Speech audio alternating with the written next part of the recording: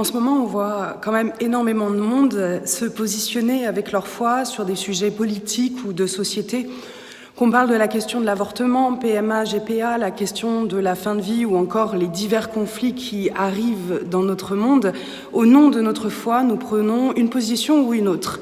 Alors moi, je me suis demandé quand s'arrête le politique et quand commence la foi, ou quand s'arrête la foi et quand commence le politique.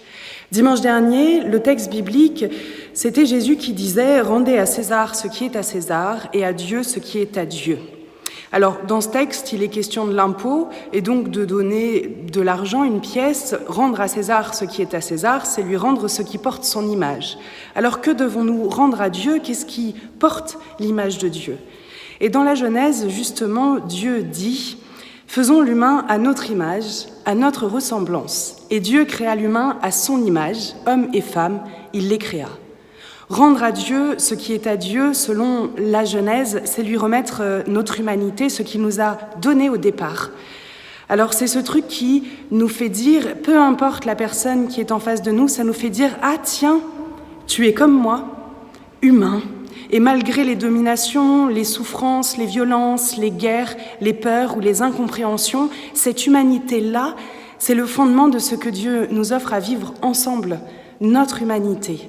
Il nous faut apprendre à dissocier le César, le fonctionnement humain, le politique, la domination, l'organisation de l'humanité qui nous habite en Dieu par le Christ.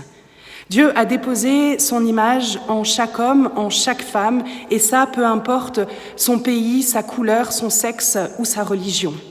Nous avons de la valeur à ses yeux parce que nous sommes humains, justement.